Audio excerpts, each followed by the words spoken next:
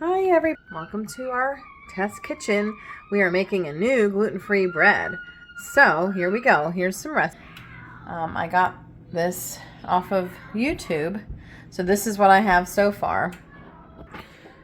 We are warming up our water so we can add the yeast to it.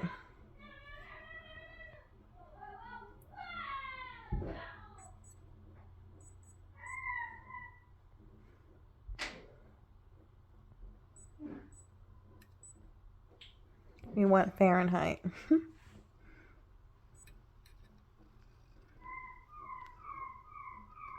Oh yeah, that's good. We'll turn this off.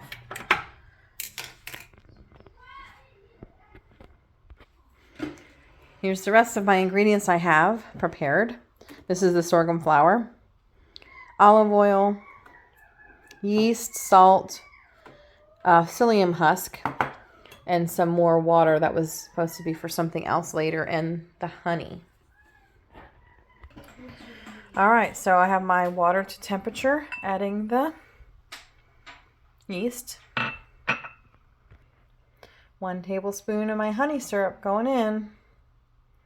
So you can make the bread? Mm-hmm. Let that proof. That get nice. Mommy, look. Getting our water up to boiling to make our roux. This is 112 grams of boiling water. I need bread. Okay, then we add in 45 grams of sorghum flour.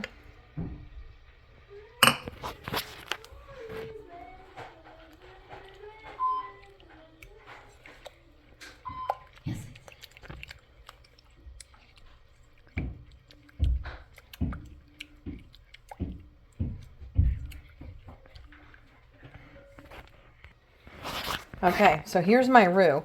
I used almost half less water to make the roux because as they're making their roux and they mix it, becomes like powder, like a,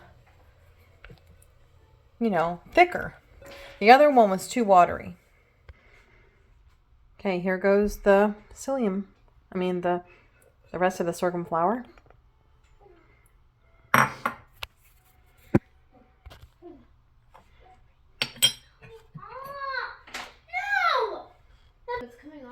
Psyllium husk and salt.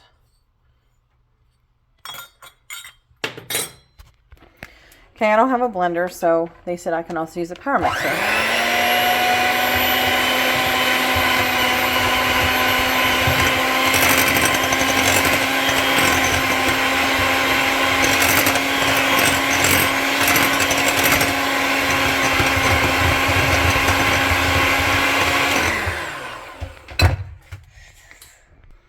Look at my yeast, looking good. Woo-hoo.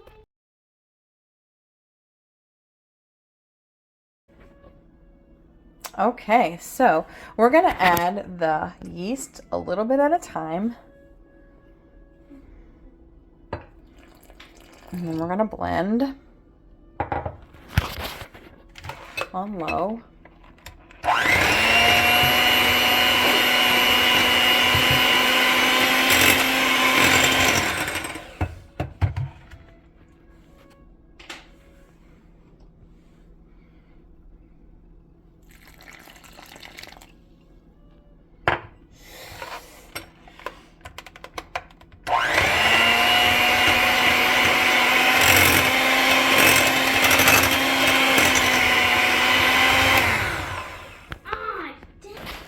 Okay, so I did my initial mix. Now I'm going to do a long mix for 10 minutes long.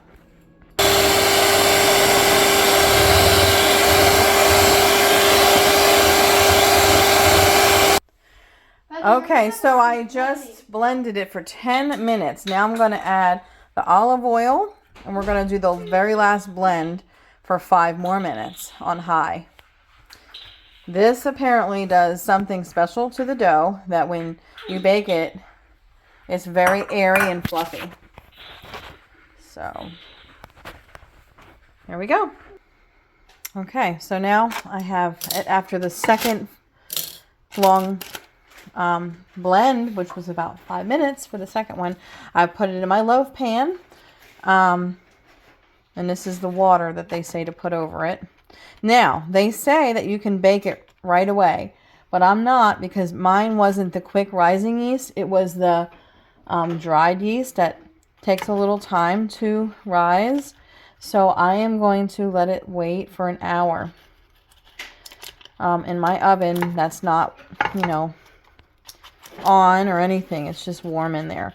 But the reason why this is a little yellow on top is because I just sprinkled the rest of the little bit of olive oil that was in the thing when I added it for the second mix. So this is my water, so it won't dry out. And I'm just putting a little dab on it like they recommend it before you bake. But right now I'm just doing it before I proof it. So here we go. And then I don't have two loaf pans like they have, but I do have this cast iron skillet that can go right over it in the oven, and it seals it. Well, not quite, but I'll have to figure out what I'm going to do about that. I may just tent it with a tin foil and parchment lined, and that's the best I could do. So for now, here we go. I'm going to put this in the oven to proof for an hour. All right, so I've proofed it for even just 30 minutes, but I have to go out for a while, so I'm going to have to leave this in here until I'm ready to bake it. See you later. So this is the first bread that ever held together like gluten bread. Look how spongy it is. I mean, I just broke that in half, but look. It's very pliable. Slice is very easy. Very moist, and it's not sticky. That's the whole thing I hated about gluten-free bread. It's not sticky. It looks like sourdough. Very good. Look. Very good. Like, you can put a sandwich together, seriously, and it'll hold together really well. Yeah, I'm really liking this bread.